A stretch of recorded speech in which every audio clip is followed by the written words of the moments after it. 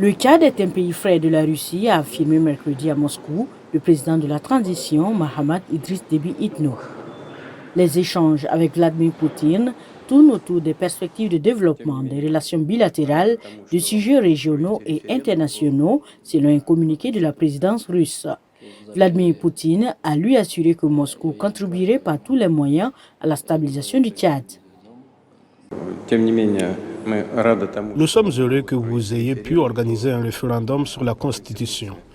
Et je suis sûr que des élections générales seront organisées à un niveau élevé dans un avenir proche. Et nous sommes très heureux que vous soyez en mesure de stabiliser et que vous ayez réussi à stabiliser la situation dans le pays.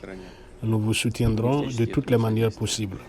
Durant leur entretien, le président du Tchad a exprimé ses condoléances suite à l'accident d'un avion de transport militaire qui transportait 74 personnes, dont 65 prisonniers de guerre ukrainiens, survenu dans la région de Belgorod, en Russie. J'ai appris tout à l'heure que il y a eu un crash d'avion et vous avez perdu les deux hommes. Je voudrais au nom du peuple tchadien et à mon nom propre vous présenter mes sincères condoléances pour ces morts et pour tous les morts de soldats russes pendant ces 2 ans. Le Tchad, où l'armée française entretient encore un contingent, est le dernier partenaire privilégié de la France au Sahel, après le retrait des militaires français du Mali, du Burkina Faso et du Niger.